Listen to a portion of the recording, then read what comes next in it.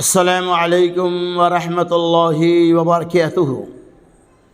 الحمد للہ نحمده ونصلی علی رسوله الکریم، اما بعد۔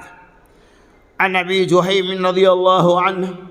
قال قال رسول اللہ صلی اللہ علیہ وسلم لو يعلم المار بین ید المصلی ماذا علیہ من الاثم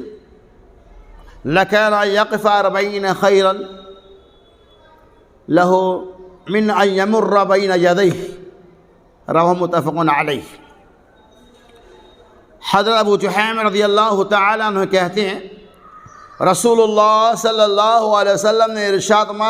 فرمایا لو يعلم بين يد المصلی، اگر لوگوں کو مصلی کے سامنے، اس نمازی کے سامنے گزرنے پہ کتنا بڑا گناہ ہے اس کا علم ہو جائے،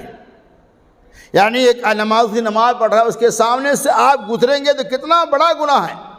لَكَانَ أَن يَقِفَ 40 خَيْرًا، یعنی 40 سے مراد کیا ہے؟ 40 دن 40 رات نمازی کے سامنے سے گزرنے سے بہتر یہ ہے کہ آدمی 40 دن 40 رات یا 40 گھنٹہ جو بھی 40 کا لفظ آیا ہے،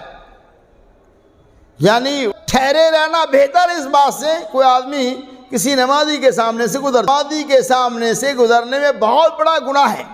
اللہ کے رسول صلی اللہ علیہ وسلم نے یہاں فرمایا اگر نمازی کے سامنے سے کوئی آدمی گزرتا ہے تو تم اسے جنگ کرو،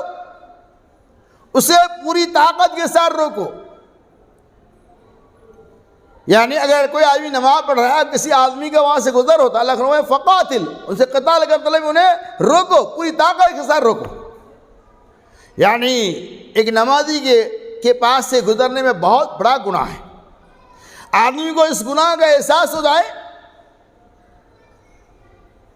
مان لیجئے آپ 40 گھنٹے ہی تک رکنے کو پسند کرے گا، 40 گھنٹہ ٹھہرے رہنے کی مثال 40 مطلق حدیث کے اندر آیا، وہ 40 دن مراد ہیں، 40 رات مراد ہے، 40 گھنٹہ مراد ہے، واللہ اعلم بالصواب۔ مطلب اس کا یہ ہے